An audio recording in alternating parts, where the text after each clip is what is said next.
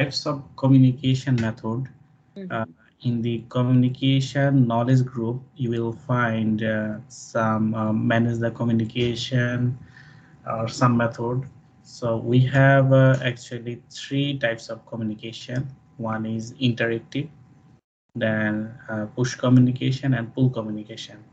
So interactive means face to face or any workshop or any meetings, face to face communications. This is the most fruitful one. And push communications, it mainly deals with uh, any any types of email, memo, or blogs that one sender send the communications, and the receiver they receive it, and sender do not expect any types of feedback It's from just the one-way receiver. communication. One-way communication. And interactive communication, sender expect feedback from the receiver. And for the full communication method, it's a kind of for example, if you put a large file in a shared drive and share the link with the large group of people, then the receiver they will download the report at their available time, and at any receiver they can receive the information. That means full communication is kind of you are storing the information in server or in central storage location, and from there the receiver take the report and they read it. So you understand the difference between them? Got it, yes. Okay. So push, you will see some mock test question. um, I got one. It is about the blog articles. So they are saying that the project manager he publish a blog articles. What kind of communication is this? Push communications. And if they ask about the central location, they are updating the files in the server. That Full means it's full communication, communication. because everyone can pull the information from there. Right, exactly. Okay. So the next one is um, communication management metrics. I forget it. Um, I forget the metrics name, but it is managed communication. So in there they describe name of the communication, then how often it will happen, then method of communication, and who will receive the communication information and who is responsible. There are these things. So for example, when they are planning for the project, they also in the project planning report, they also have a section for the communication. And in the communication they mention different meetings, and the meeting will be monthly or bi-weekly or quarterly. Then different types of stakeholders. Stakeholder means who will be attending the meeting or who will not, and who is responsible to manage the meeting. Did you get this one? Yes. Okay. So it means, for example, when you are managing large project, you should have some communication management metrics. Yeah. So these metrics will tell you that how can you deal with the communication with your stakeholders. So stakeholders means who is positively or negatively impacted by the project is the stakeholders. Stakeholders can be your team members, functional manager, sponsor, customers, third party, anyone who is related or impacted to the project will be the stakeholder. The next one is This is the same thing, communication management plan. And next one is data presentations. So this one, it has different types of technique. You will find some questions from there. Data gathering techniques, then analysis, representations, decision making, communication skills, interpersonal and team skills. So data gathering means in the scope knowledge group, and there is a subcategory. It's called collect requirement. So in the collect requirement, you are gathering different types of data. So these are the techniques: benchmarking, brainstorming. So benchmarking, it means, for example, a new company, they want to launch a new mobile phone in the market. So for that, they need to analyze the market and understand the different available features currently have, and then they will understand the price money, operating systems, then efficiency. Based on that, these are the benchmarking. That means your new mobile should have at least this type of feature to make the competition with others. So benchmarking means you are comparing your products with other available competitors and making it more better. And brainstorming, you already know it. Then check sheet and checklist. Check sheet, it's a kind of quality types of thing, procedure, that are they following the quality procedure. And checklist, there are some question types of things you are checking that, okay, they are um, how can you gather the data. Then interviews, interview means you are asking questions, stakeholders or customers. Then market analysis, questionnaire survey, statistical sampling. So statistical sampling is the important one. For example, you are producing 1000 units, and if you check each by each unit for the quality inspection, it will take lots of time and lots of funding also involved in that process. So what you'll do, you will say that, okay, if I produce 1000 unit, I will check only 2% of the sample. That means, for example, I will check 20 unit and then find out what are the quality issue or not. Do you get this answer? Are you clear on that? Statistical sampling. Yeah, you will get some question, mock test question on that statistical sampling. And then data analysis, is alternative analysis. Alternative analysis means, for example, you have um, quality one method, quality two method. Quality one is like that, some kind of test at the end of the project, and quality two method is some kind of testing before executing the project.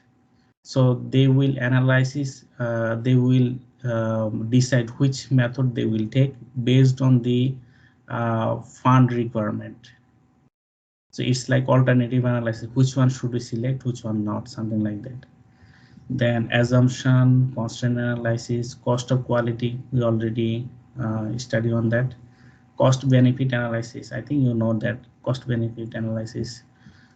So cost benefit analysis, it means, for example, you are investing $1000, and you are also, after the project, you say that you also get benefit $1000. That means it is, if you make the ratio cost and benefit, it will be 1. So cost benefit analysis equals to 1 is the minimum for the profit. If it is more than that, for example, cost is more than benefit, that means the project is not profitable. If the benefit is more than the cost, then it is profitable, something like that. Same decision tree analysis, we will read all of these things in different process. Last day we study on the SWOT analysis, so we'll study on all of them in the process. I don't think that we need to go through this slide. Okay, so next, this one also same. We will study it at the end of the class. Now, okay, facilitated workshops. So it's kind of, for example, someone is presenting and there are different kinds of audiences on there. It's called facilitated workshop. Facilitated workshop means someone is giving the knowledge information to the audience. Also, the audience is giving feedback at the same time. So this kind of workshop is effective one. So they are saying that it is most effective structured way to gather and deliver high quality cross-functional requirements quickly.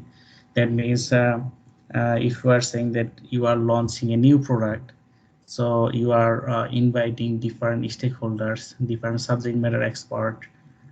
So you are collecting requirement from them at the same time. So if any requirement is conflicting with other requirement, you can solve at the same time because the stakeholders are present in there. So it's the most effective way of collecting requirement, facilitated workshops. All right, next one is we also read this one later. There are some outputs.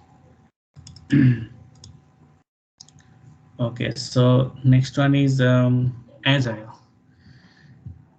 Although we will discuss the agile later, but I think we can discuss it later. Okay, this one.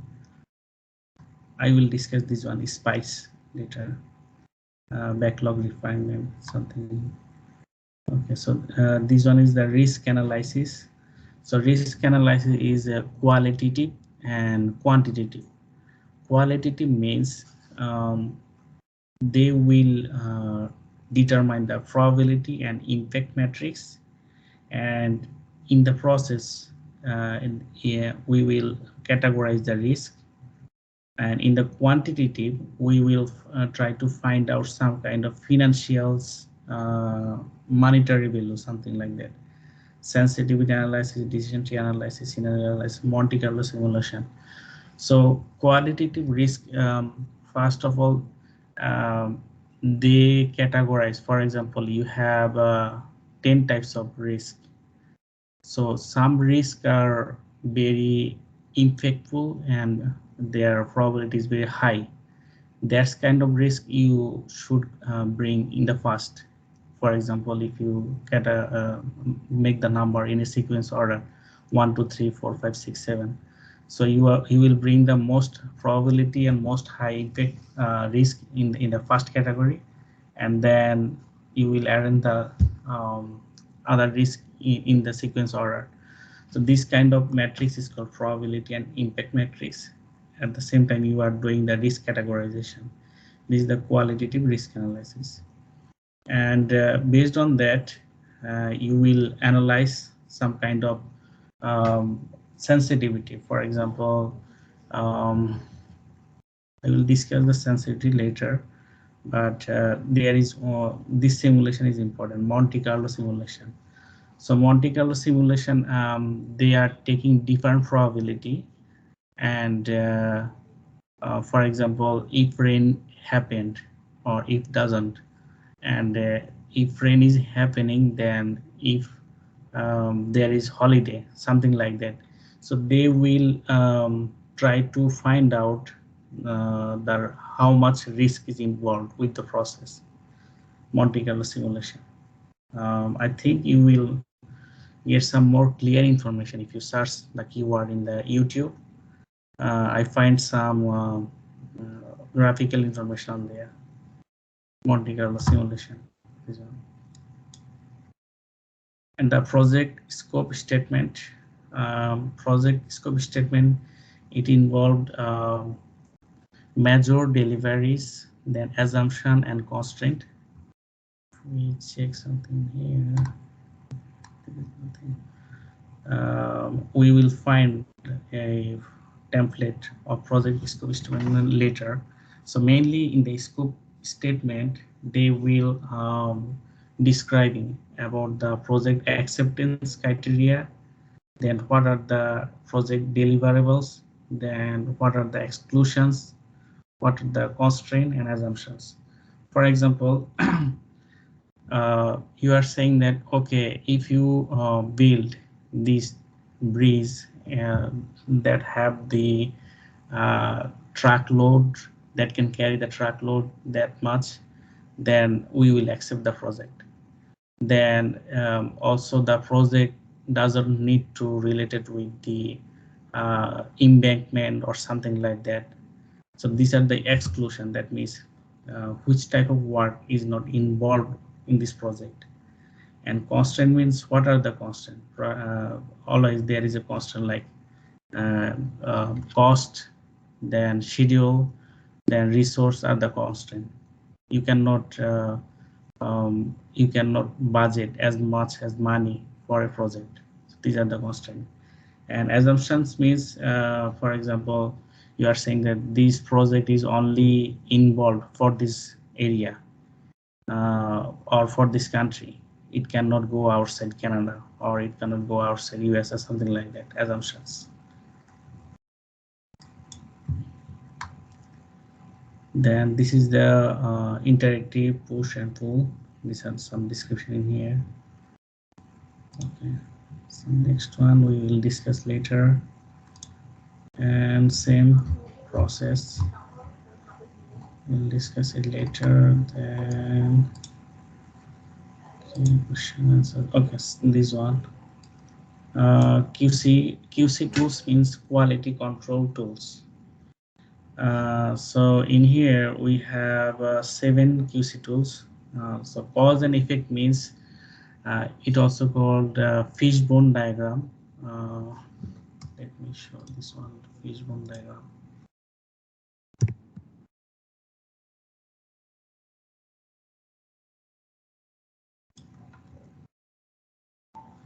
So fishbone diagram means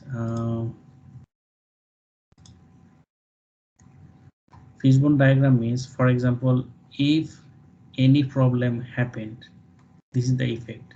What are the causes behind it? The effect of it, yes. Right. For example, manpower, method, or materials. And in the method or process, there are some different subcategory of this.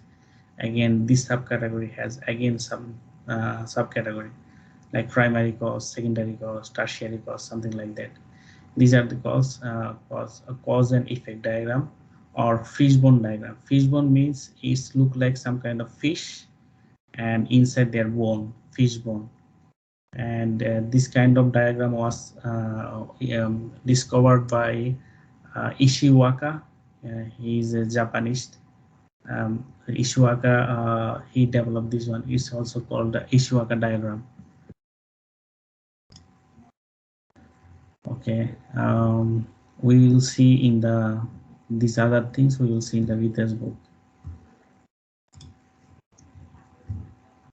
Okay, here you see the Perito diagram.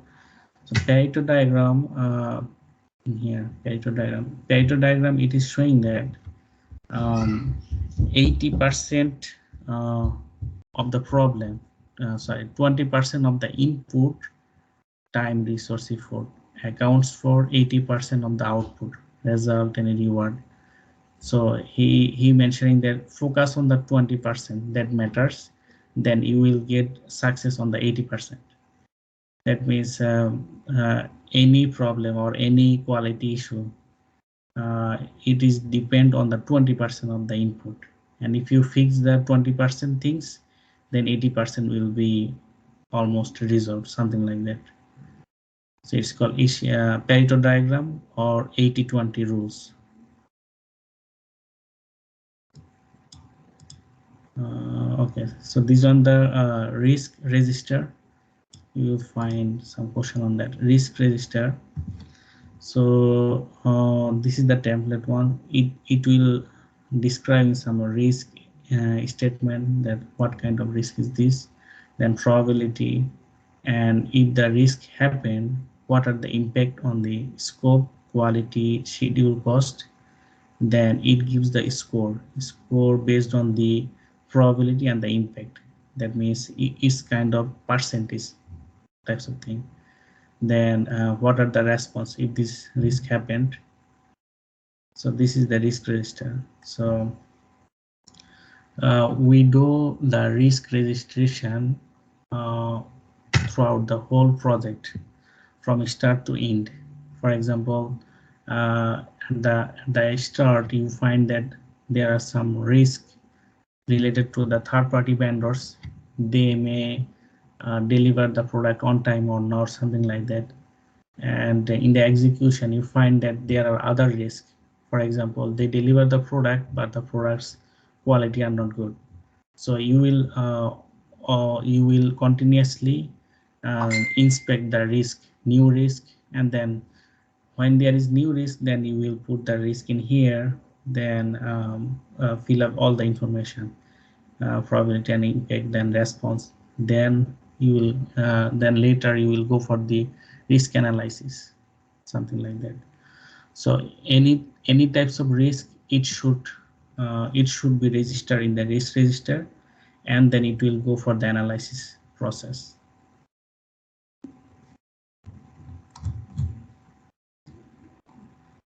Okay,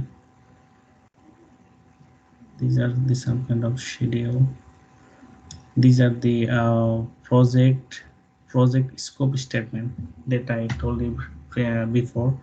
So project scope statement, it describes some project scope description, like this one, pathway project. These are some certificate and degree objectives, preventing students from taking courses that do not transfer or prepare from them for a career. It's kind of they will make some certificate and degree types of database, and they will generate some certificate. These are the scope for the project. And what are the project deliverables? They will certificate and degree, something like that. Then what are the acceptance criteria? Successful implementation of degree certificate maps, something like that, 5%. And what are the exclusion? Like in here, they are saying that 10-year reaffirmation of accreditation, something like that. So in the scope statement, you will find um, project deliverables, acceptance criteria, then exclusions and other things. So for example, if there are some scenario questions, a new stakeholders, he's just joining the team, and he don't know about the project in a deep sense, and he's requesting to add a new scope. So as a project manager, can you add the new scope in the approved project? So the project manager should first check the scope statement, and then check the acceptance criteria, and then exclusion. What are the outside of the project? What are the inside of the project? If the scope is in the project scope statement, then you can add the scope, and if it is outside, then you can neglect the request. You can cancel the request. Okay, so again, same thing, stakeholder engagement, and this one is important.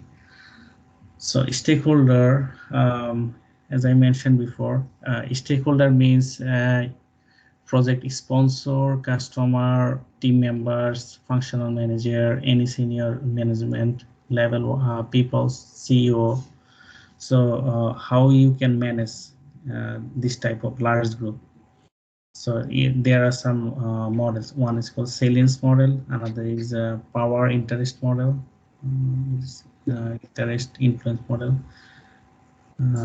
influence interest, same thing. So in the salience model, there are three things. One is urgency, legitimacy, and power. So some people has the they are powerful, and at the same time they are legitimate. So that means they are in the dominant group. And then some people has the urgency and legitimacy, they are in the dependent group. You do not need to memorize this type of small things. Just understand that salience model is related to the power, legitimacy, urgency. That's all. They will give you multiple questions and say that in the salience model, or which types of things are included: power, legitimacy, urgency. Okay, in the power interest model, so in here, this is the interest and this is the influence. So for example, some people who are uh, really related to the project and who have also the power at the same time. For example, a senior manager or someone who is dealing with the power. So he has high interest and high influence. So he is in that quadrant: high interest, high influence. So you will regularly engage with them and keep satisfied them. Keep satisfied. This is the keyword. And for example, CEO, he has a sorry, high interest. Okay, CEO in here. CEO, he has a high influence but low interest for this project. So you will monitor regularly, anticipate any needs. And for example, if someone has high interest but low influence, for example, your team member, they have high interest but they don't have much power to make any decision. So you will inform completely, monitor closely. And someone like HR or any, they have a low interest, low power, then minimal contract essential information, like this one. Influence or power, this one, an interesting project. So who has more power and interest, you will engage and consult with them. And who has power but less interest, you will keep satisfied them. And low power, high interest, you will keep inform them and monitor. So in the question you may find something like that. A CEO, how can you manage him, how can you engage him? So they will give you the option: keep satisfied, keep informed, monitor, engage, something like that. So CEO, he has the power but low interest. So you have to find out that, okay, interest is low and but power is high, so I have to keep satisfied him. And there will be maybe another question: a senior management who has high interest and high power, how can you engage with him? So high interest, high power, that means you will engage and consult with them. Got it? Yeah. So this is called stakeholder engagement matrix. Yeah. Okay, so another is stakeholder engagement plan. So so plan means sorry, plan means for example, this one: Ministry of Environment, Ministry of Infrastructure, traditional ship, NGO, something. So you are managing a large project. In the project, they are the stakeholders. So you will define that which area they are interested.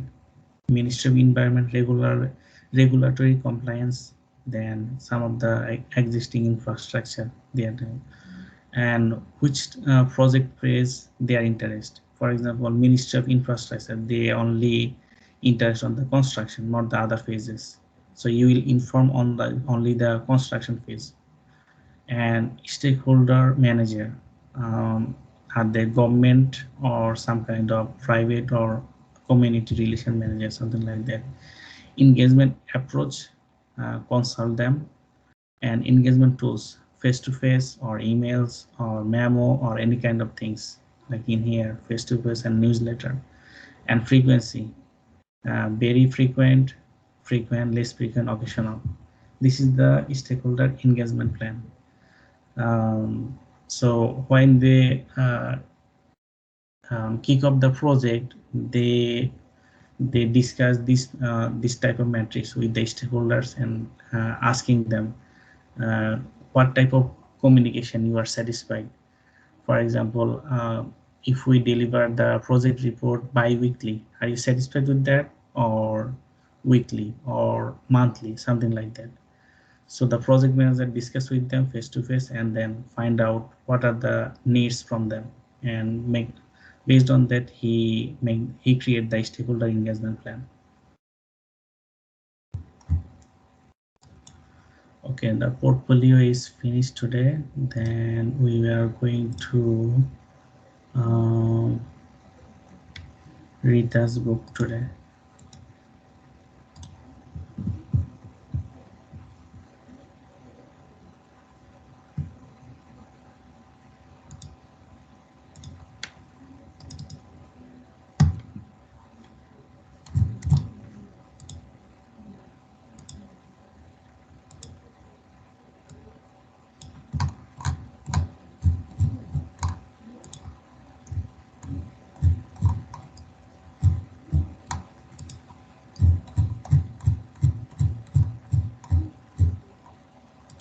Okay, so read this book.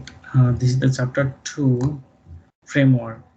So in the framework, they will we already discussed different types of framework, like supportive, controlling, directive, then functional, project-oriented matrix, predictive, agile, hybrid.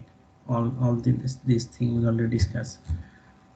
So in here you will find what are the stakeholders, who are the stakeholders. Then project management, predictive, agile, hybrid. We already discussed these 3 topics. Then program management. So portfolio, and there are different class or different category of things like portfolio, and under the portfolio there are program, and under the program there are project. So portfolio is the top one, then program, then project, something like that. This is the organizational project management, OPM, organization project management in here, then portfolio, then program, then project management, something like that. These are the controlling, supporting, PMO, project management office, supportive, controlling, directive. And then later context.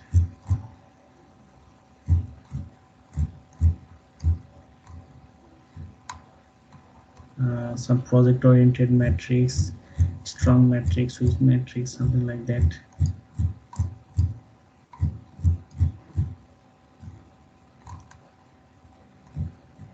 Okay, so this one is the important one, assumption log and the constraint.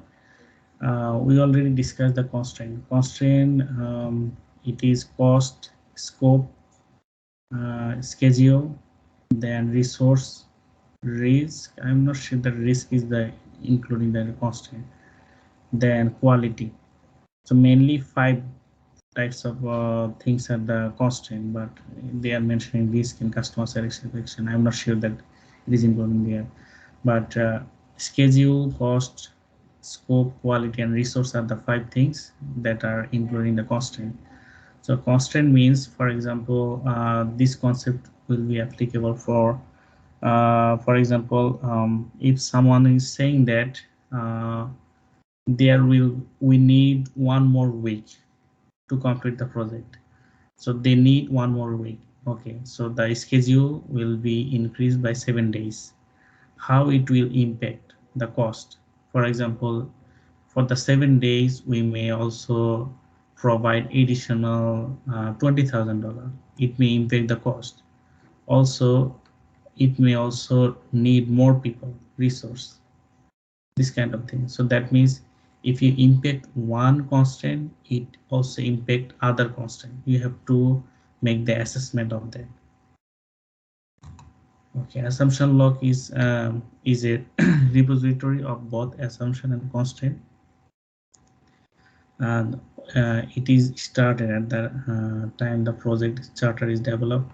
Assumption and constraint are first identified at a high level in the business case and project charter. They will receive further attention as the process progress is an input to many process.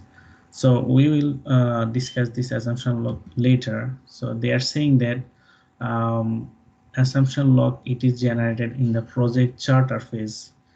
For example, you are saying that you are launching a new mobile project, and you are assuming that there will be Android IO operating system, for example 7 or 8, and then you are also assuming that this product is only available in the Asia, not the USA, because USA has high requirement, something like that. These are the assumption, and what are the constraints on there. We'll discuss this topic in the project charter. So this one framework we already studied it, but I want to check that are we missing any types of topics in there. Decision making. Okay, so another is decision making. So decision making, there are different types of decision making. First of five, multi-criteria decision and voting. First of five means, for example, you have 20 peoples, and then you are discussing some kind of process, that which process is more effective or something like that. Then the 20 people, they give 10 types of methods to discuss, and you are in the database you are saying that first 5 or first 6 have most voted than the others one. Then you will take the first 5 one, and then again discuss with the 5 types first 5 with the people, and then try to make down the list. So this is the first of 5. Then multi-criteria decision analysis means uh, they will try to find out different types of approaches, and which approaches will be more effective, something like that. And voting means voting. People will vote which one they will accept or which one not, something like that. And communication, as a project manager, you should have some interpersonal skills, some like something like that, active listening, then appreciative inquiry, feedback, presentation, meeting management, communication methods, communication technology, and interpersonal team skills, conflict management, cultural awareness, decision making, emotional intelligence. So emotional intelligence, you will find some question on that. Emotional intelligence means uh, there was some mock test question. So there is saying that some of your team members, and they are not cooperative with you. They are always making some uh, they are always they are not satisfied some of the words, and you also try to make the good team, but you cannot. So what type of training should you attend? So the answer will be the emotional intelligence. Emotional intelligence means how can you control other person emotions, and how can you act professionally. And so your goal is to make the project successful. So this kind of things are the emotional intelligence. Then facilitation we already studied. Then meeting management, motivation, negotiation, networking. This thing is normal thing. Estimation we already studied, top down. Then planning poker. So planning poker is a different one. Planning poker means I'm not sure that you have played poker card. Did you play it? But I know. Okay, so poker means they they will put some point on a task. So someone put, for example, 4 point, someone put in here 6 point, someone 10 point. Then after that you will try to find out which point is the more appropriate one, or sometimes they make it average. So for example, two people they put 4 point, other people 5 point. So you will bring them and discuss that why you put 5 point. And if they find out that this is the most logical one, you will take the 5 point. It's kind of estimation, like cost estimation, duration estimation, something like that. Okay, next one is the Project Management Information System. It is important one, PMIS. So PMIS is kind of server system or shared folder system. For example, all the information will be stored in some kind of management software system, like in here work authorization software, time tracking software, procurement management software, file storage or distribution software, repository for historical information. So this is the PMIS. So different organization has different kind of software. Like some of the government they use Edison payment system. In the payment system they has the time tracking, work authorization, project budget, something like that in there. So this is the project management information system. Then these are not that much important. Expert judgment meetings. Expert judgment means, for example, you are assigned for a new task. You don't know how to complete the task, so you can ask for an expert. For example, um, you are assigned for an estimation for a project, but you don't know what are the types of work that involve in the project. You can approach for an expert of estimation. He can help you. These are the expert judgment. And meetings means you are talking with any types of people, like your team members, stakeholders. Okay. uh, there are some economic measures for project selection. So there are some kind of technique in here. Project selections, return on investment, present value, and net present value, internal rate of return (IRR), and payback period. Okay, let's discuss this one. Return on investment. Return on investment determine the potential profitability of an investment by calculating the benefit received in relation to the cost. So you may find some types of mock test question. They will say that project A has the return on investment 10%, project B has the return on investment 5%. Which project should you select? Of course, uh, um, project A, because it has more return than the B.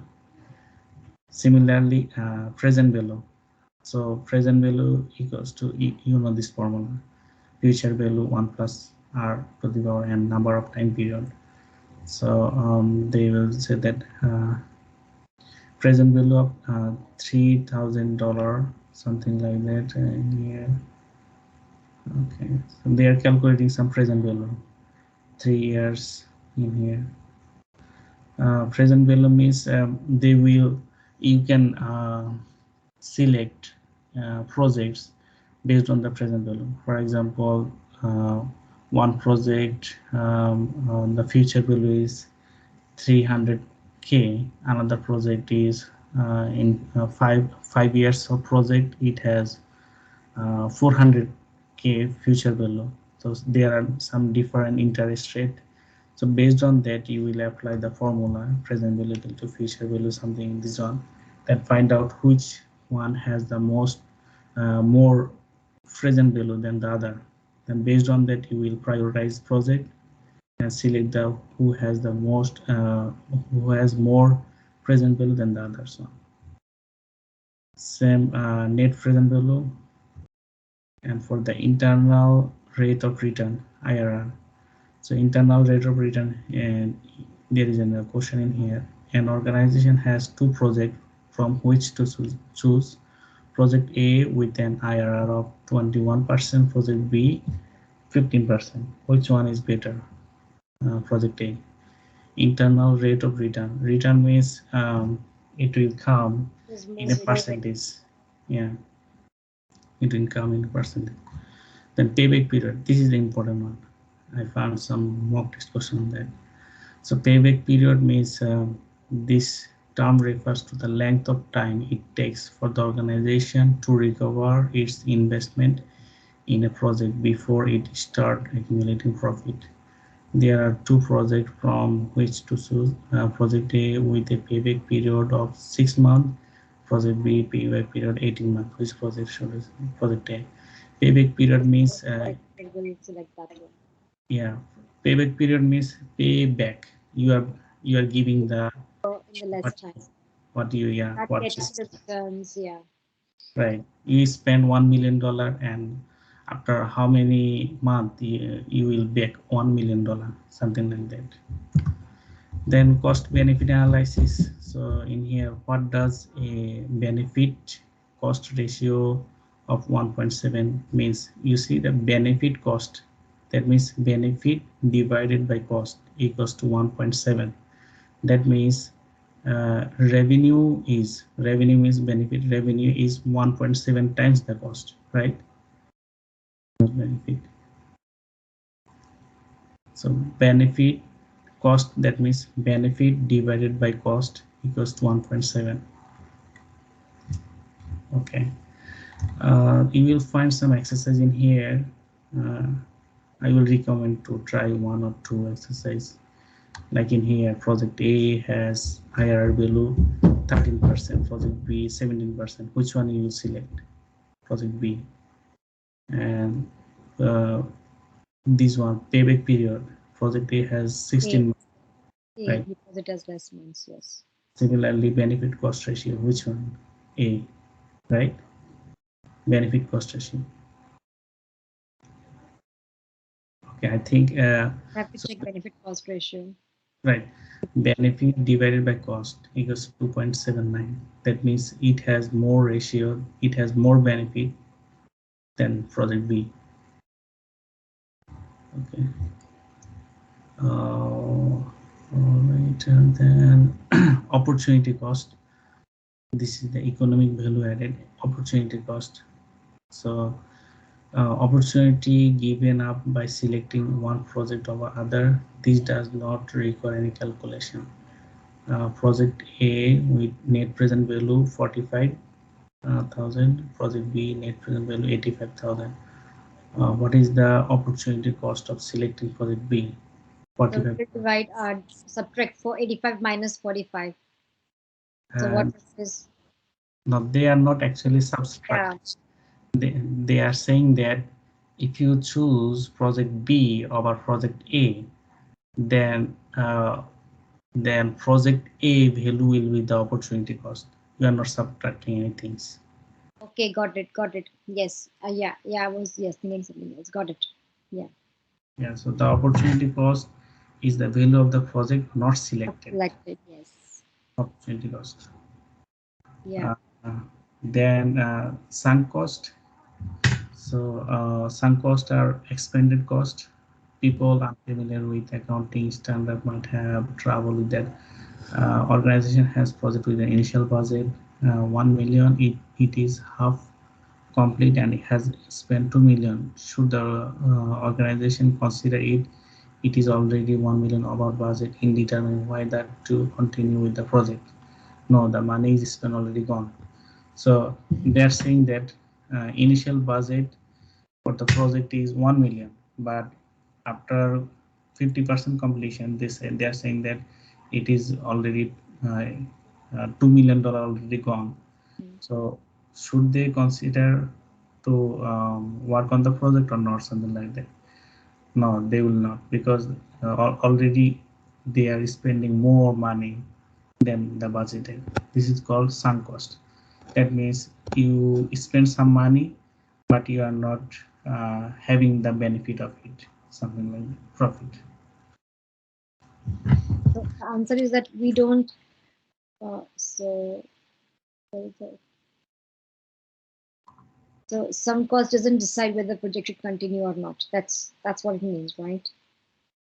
Yeah, no, you will not continue the project, but you are not having the 1 million because already you spent it, right? Sunk means something is sinking. Yeah, these are not important one, but you can study. I don't find that much question on that. Okay, another one is depreciation. So there are two methods. One is straight line depreciation, another is accelerated one. Straight line was is something like that. For example, you buy a car, $2,000, and in your country, it is saying that the car price will be reduced 10% each year. Then after 2 years, what will be your depreciation cost? Like what is your car bill cost? Something like that. So it is called straight line cost, straight line depreciation. A 1000 item with a 10-year useful life and no salvage value would be depreciated at $100 per year.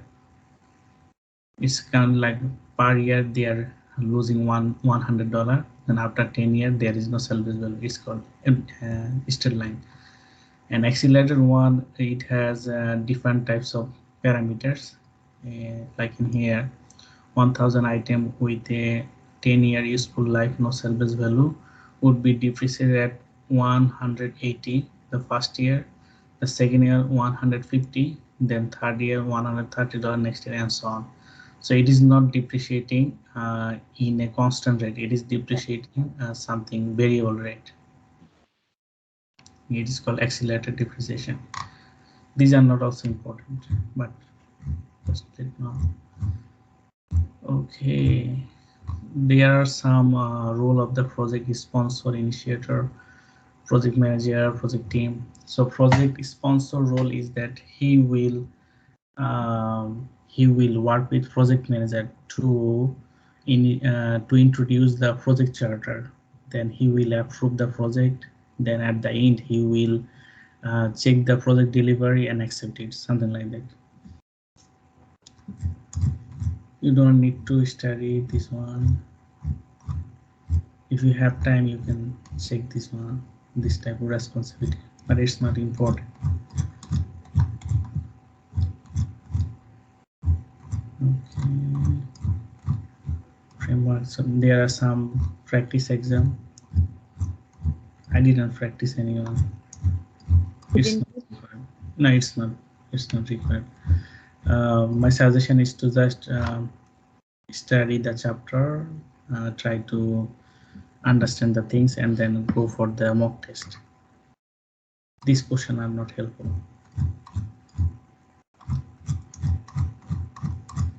Okay, so the framework is done, then the process and domain.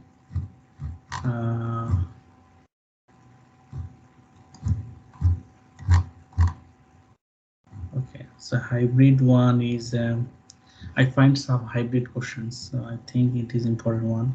Hybrid development approach. Hybrid life cycle is a combination of predictive and adaptive development cycle approach. So predictive means waterfall or plan-driven project, and adaptive means the requirement will be changed, like increment, and then iterative, agile are the adaptive one, and predictive is the waterfall or traditional project.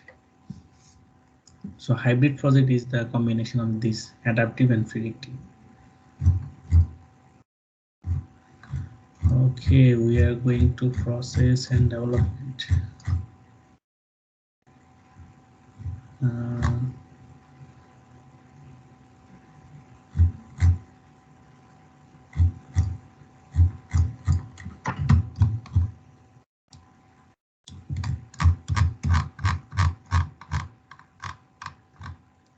Uh, I studied this chart. This one is important, but I don't think that you will feel comfortable to study it right now. We may study this one at the end of our retest preparation, because there are some term you cannot understand right now. We'll come in here again to check it.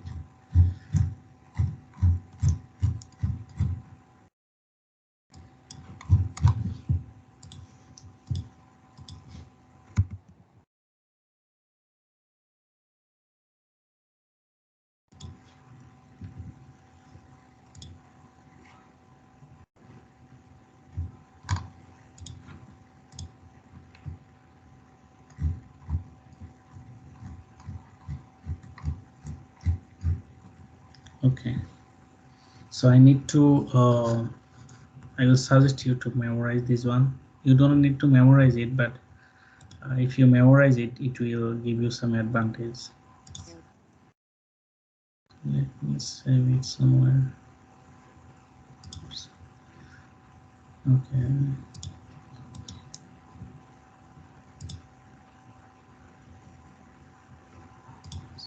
Okay. So we have project management process group. This is the knowledge area, and this is the process groups: initiation, then planning, executing, monitoring and controlling, and closing. So for the knowledge area, scope, schedule, cost, then quality, resource, communication, risk, procurement, and stakeholder. So integration means it is collecting all the plans in one plan. For example, when someone said that develop project management plan, it includes scope management plan, schedule management plan, cost management plan, quality management plan. That means it involves all this process into one integrated area. Similarly, if someone is said that direct and manage project work process group, that means it includes the other projects, like in here, manage quality, acquire resources, manage communication, implement risk response, conduct roadmap. All these processes included are in here. So this is the most important process for our exam: project integration management. Okay, so in this chart, there are some questions that are more frequent come than the other. For example, scope. You will find some question from here: scope and schedule, then risk, and then quality. These are the some groups that you will find some questions from exam. Scope, schedule, quality, risk, and integration, of course. Okay, so let's talk about the integration. Initiation process group, develop project charter. So this project charter will give the project manager the official authorization that he will take care of this project. And in the project charter, they will discuss about the cost, about the deliveries, and the acceptance criteria, everything at a very high level. So high level means they will say that, okay, this project probably cost $5 million and it will take probably 5 years. and at the end of the project we will get a software that can reduce some types of cost than the traditional one. And if the software doesn't shows any benefit, then we will terminate the project. And the project manager is the main key point who can make the decision, and he has $10,000 approval without asking to the project sponsors, something like that. So this is the project charter. It is very important one, and it discuss about the business case, business benefit, benefit management plan, assumptions, exclusion, who will be involved at a very high level. So at a very high level means when you will find in the question high level, you can instantly think that it is involved in the project charter. Do you got it?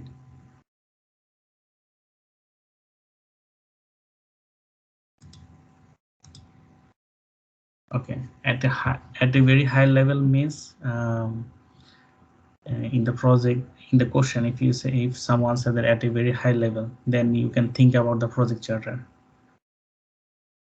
Okay. Then in the initiation group, we do not have any other subcategory. Then we have only identify stakeholders. So identify stakeholders, in that process they will try to find out who will involve in their project. For example, financial director or HR team or IT technical team or engineering team. These are the identify stakeholders. That means they will be involved in the project. This identify stakeholder matrix, it will be updated throughout the project. That means if some team members come, then they will update the stakeholder matrix, or if any sponsor come, then they will update it. So it is all it is an ongoing process. All right, so the next one is develop project management plan. So we will develop project management plan. So in the project management plan, we have different section. One will be scope, then schedule, then cost, and quality, resource, communication, risk, procurement, and stakeholders. So if someone asking you that in the project management plan, what you will describe? So you will describe scope, schedule, cost, quality, resource, and the other processes. Yeah, yeah. That means this process involved these all these methods in the one. So first one, okay, the scope management plan. So first we will develop plan scope management, and you can find out some tricks in here. For example, when you go for the scope, in the first process will be plan scope management. When you go for the schedule management, plan schedule management, cost, plan cost management, plan quality, plan resource, plan communication, plan risk, plan procurement, plan stakeholder. So this is the common one. You will find all of the process. There will be plan something. So plan scope management, in that process area, the output will be scope management plan. So this one, for example, this one, it will describe these other three. That means in the scope management plan you will find different requirement, then scope statement, and the WBS. That means scope management plan include these three things. Similarly, schedule management plan, it will involve these three things. Excuse me.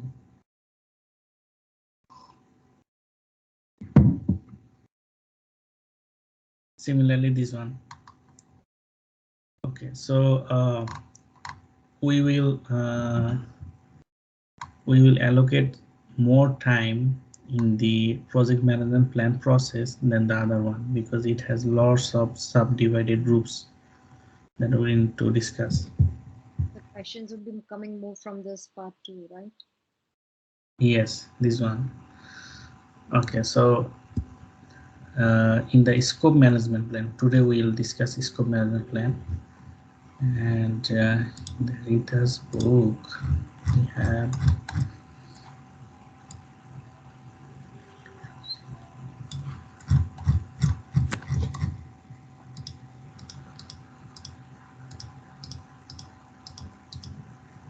integration. We will come integration later.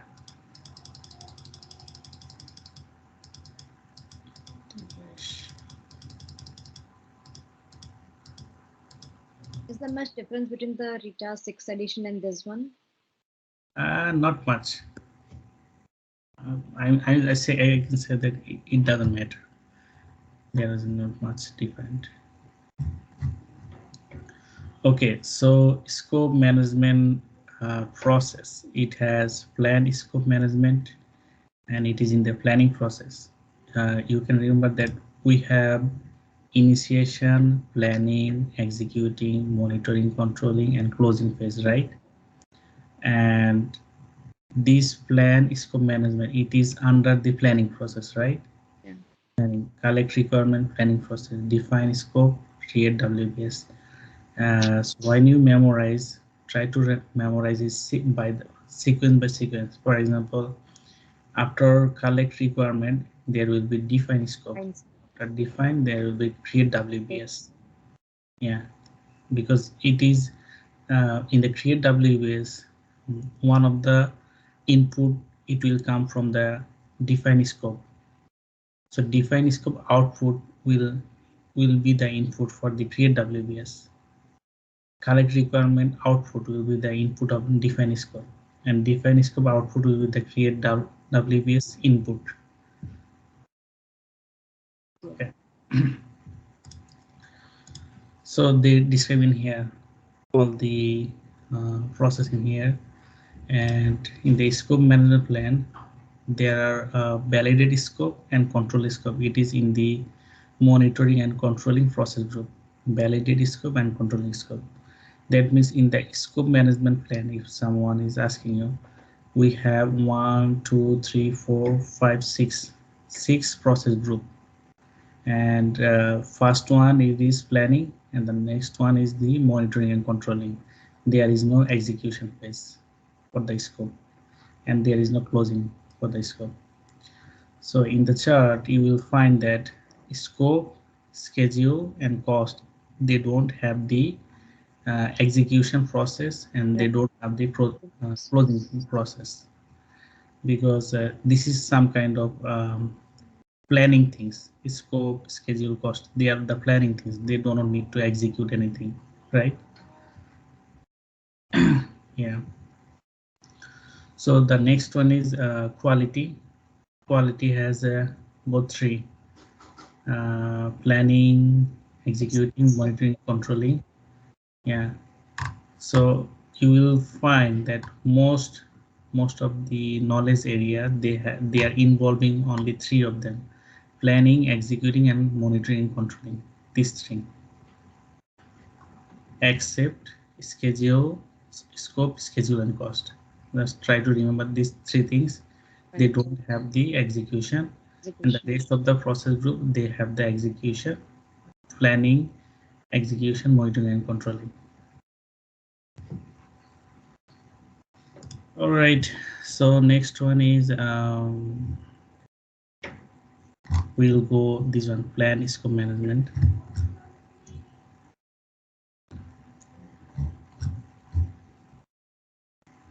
Okay, scope management planning, scope management plan.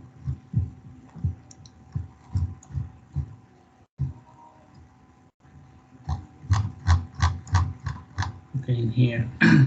So in the scope management plan, they are describing something in here. Overall project scope, create the WBS product backlog, then manage control of scope, obtain acceptance of deliveries. So product backlog, we will discuss this one in the agile section. Product backlog, you don't need to read it now in here. Similarly, product roadmap, you don't need it. Then requirement management plan. So requirement management plan, it comes from the collect requirement in here. So in addition to the user identify requirements management plan should answer the following question. Can gather what will do, analyze, prioritize, manage, track changes, something like that. Okay, so in the collect collect requirements, you are collecting different types of requirement, probably 100 requirement or 200 requirement, something like that. Then how can you analyze, then prioritize, manage, track? These are the deals with the requirement management plan. And requirement gathering. So requirement gathering means there will be different types of requirement. Component D must be able to withstand 200 pound of pressure. Then business process, you must track and report the project expense in this way. Compliance by law, we have to meet this safety standard. Project management, we require risk X to be used in the project. These are some kind of requirement that you will get from different stakeholders. Okay, so the collect requirement process involve using the following input. These are the input in here. One more thing to show you something in there. I'm confused. What are the inputs and what are the outputs? Yes, ITTO. It's called ITTO. Right. Um,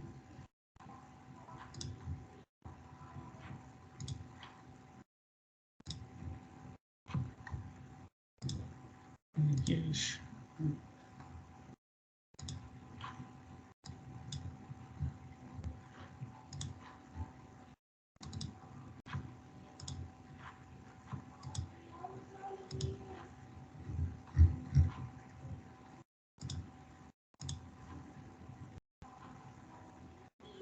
Okay, this one is also important. We can discuss this one. Requirement traceability matrix template. Sorry, So can we stop here today? you want to stop now? Yeah. Okay, I just want to finish this one, then we'll stop. Yeah. Okay, so in the collect requirement process, we will collect all the requirement in a matrix, and this is called requirement traceability matrix, RTM. So in the traceability matrix, we will, for example, this one is for an website.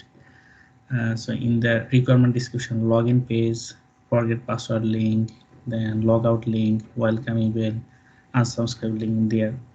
Then business need, that means login page, client need way to access protected content. And project objective, create minimum viable project and requested by someone, department, WS content specification, test scenario. So for example, when you are planning some project and the project will be finished after 5 years or 6 years, and if something wants to change, or if some of the requirement you do not know who requested this requirement, then you can go to the requirement traceability matrix and find out who is the requirement owner. For example, this gentleman, he requested to have the link, forget password link, and what are the business need, you can find out from here. Then based on that, you can develop this delivery. Also, it deals with the test scenario, like how can you make sure that this one is the accepted or not, something like that. So test scenario. So from there you will find some test question. For example, um, someone is giving you some requirement. how can you check that who will give the requirement or requirement owner, or how can you check that these requirement need this type of test. So you need to go to the requirement traceability matrix and review the matrix and then answer the questions.